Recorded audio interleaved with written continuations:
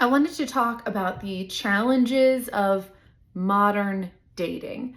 So, the first challenge really is that modern dating exists online, mostly online. There was a time period I can remember when, like, if you met somebody online, you wouldn't want to tell other people that's where you met because that was like super embarrassing thing to admit. And now it's the standard.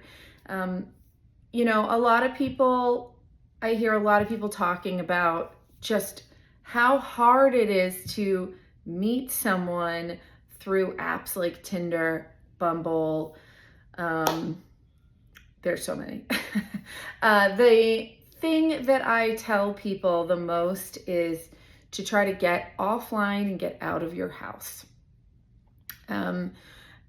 You can, of course, continue swiping, but really the best way to make a genuine connection with somebody is when you are face to face, you can feel chemistry, you're doing something that maybe you have in common, so you meet like-minded people. There are some websites like meetup.com that cater to this idea of meeting up with people to do some sort of activity that you like. So I think that's a great place to start. So if you like to hike, find a hikers group. If you like to LARP, find a LARPing group. If you like to meditate, there's groups for that.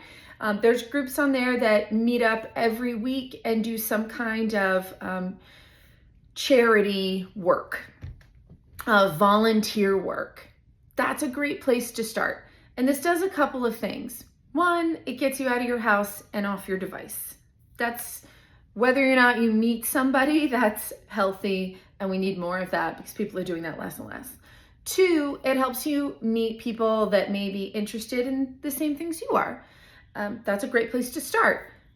Three, it's a great place to just get out of your own head and start making connections, even just friendship connections, because so much of our world right now revolves around the internet, right? In generations past, you were sort of busy. You had friends in the neighborhood, you talked to your neighbors, you were a member of clubs or organizations, or you were friends with other parents.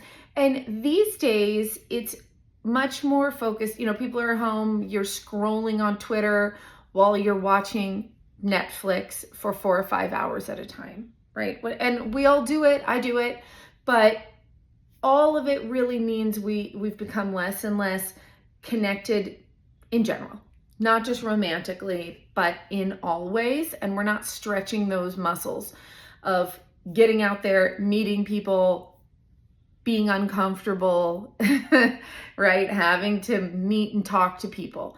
So I really think that, it's really hard to say, here's a magic wand, here's how you date in modern society. Here's how to have a great date. Here's how to meet someone. There's no guarantee I cannot wave a magic wand, but I can look at some of the underlying causes of the problems.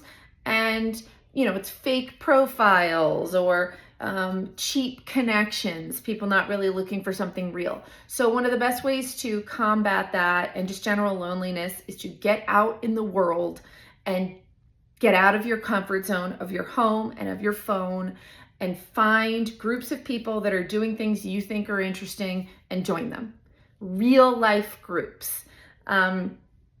Because this is healing on a lot of levels, right? It's not just romantically, but it's in terms of stretching those muscles of getting out in the world and talking to new people. It's making human connection, finding like-minded individuals to be friends with, to meet up regularly, to have something to look forward to.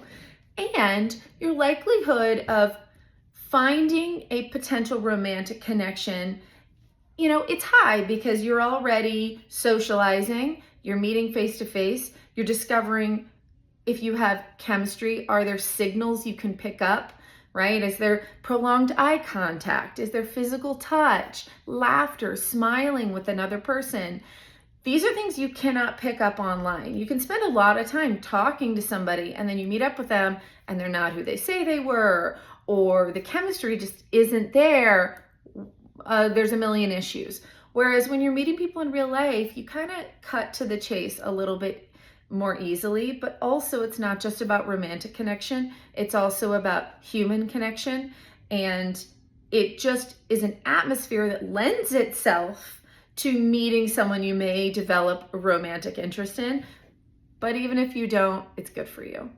So my biggest piece of advice for dating in the modern world is to go out into the real world and find groups, clubs, organizations, and join them.